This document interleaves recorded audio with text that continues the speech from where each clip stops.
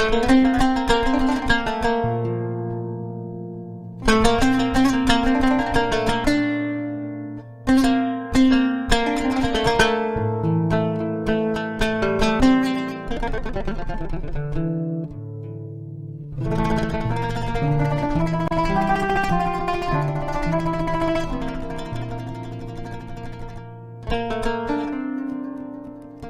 everybody, this is Kabir with you.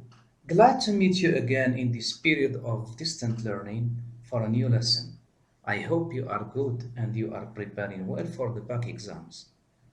Okay, in the framework of the new pedagogical guidelines modified recently because of the interruption of face-to-face learning due to COVID-19, I will shed light in this lesson on relative clauses, relative pronouns, and relative adverbs, since you will be tested on relative pronouns in the grammar section of the National Back Examination, all streams. This lesson will end with some practical exercises followed by keys to check your answers.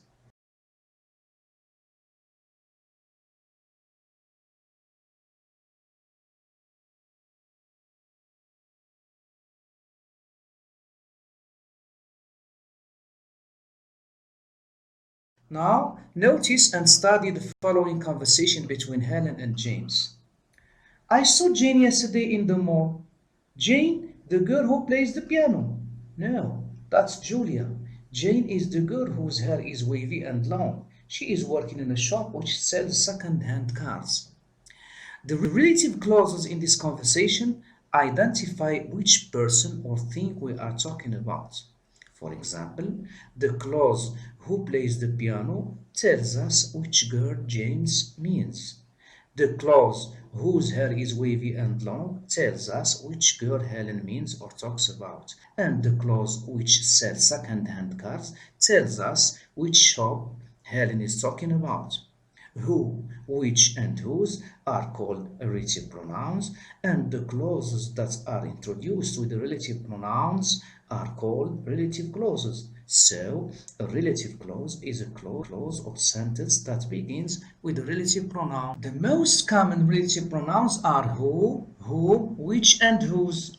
Who refers to people and it is used as subject of the verb. For example, in the sentence, a pilot is a person who operates an aircraft, the relative pronoun who refers to a pilot and this is a person subject of the verb operates.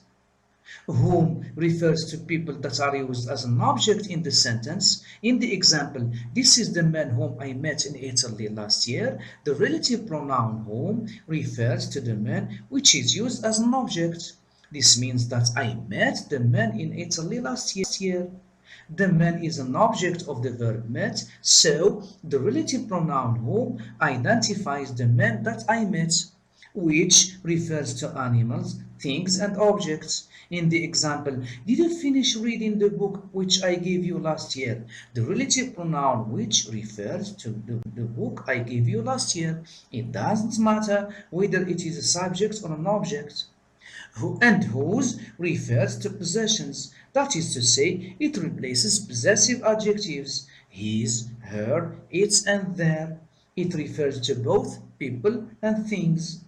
In the sentence, the suspect whose fingerprints were on the door handle was arrested, the relative pronoun whose refers to the suspect as a person. And in the sentence, the tree whose branches shade my kitchen window, the relative pronoun whose refers to the tree as a thing.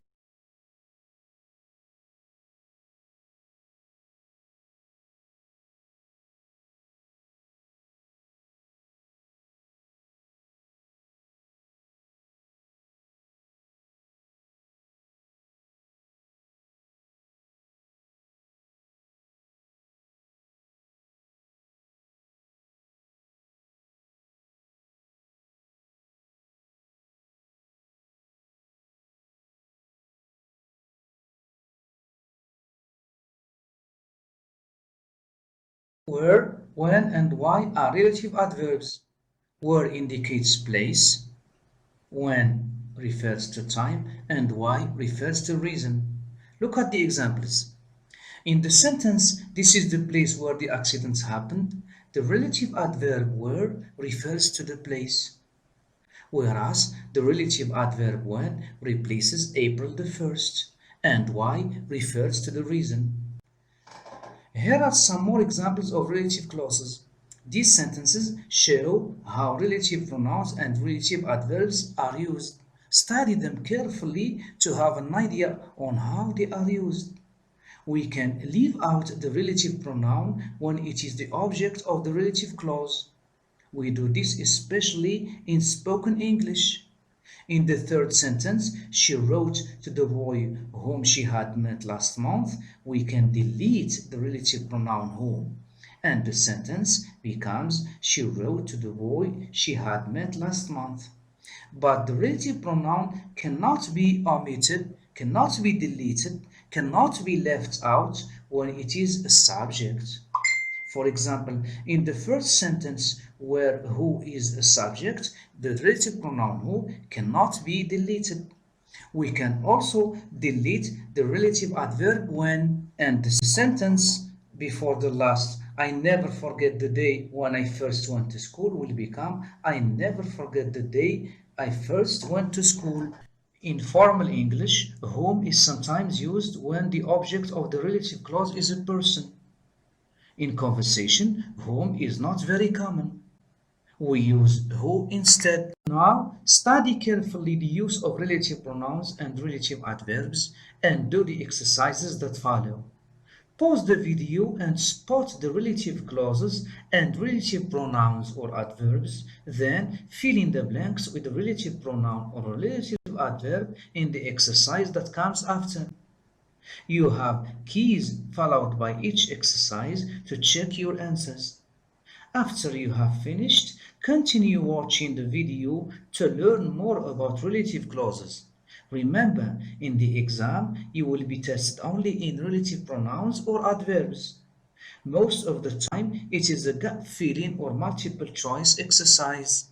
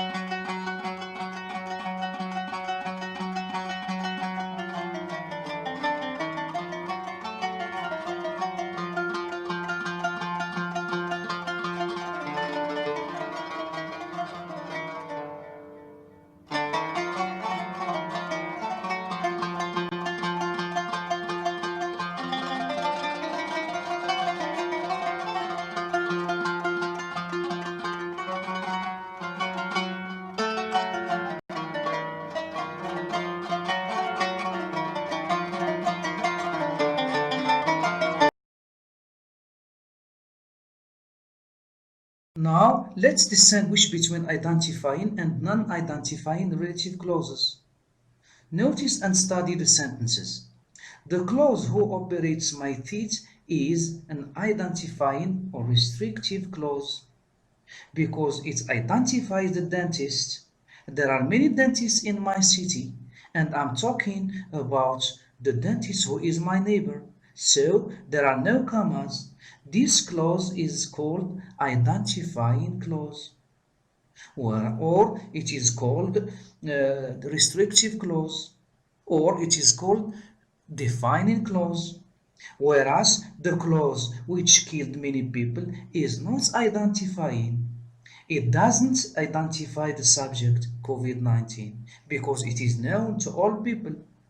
It only adds information. So it is called non-identifying clause or non-restrictive clause or adding clause, and it is set between two commas.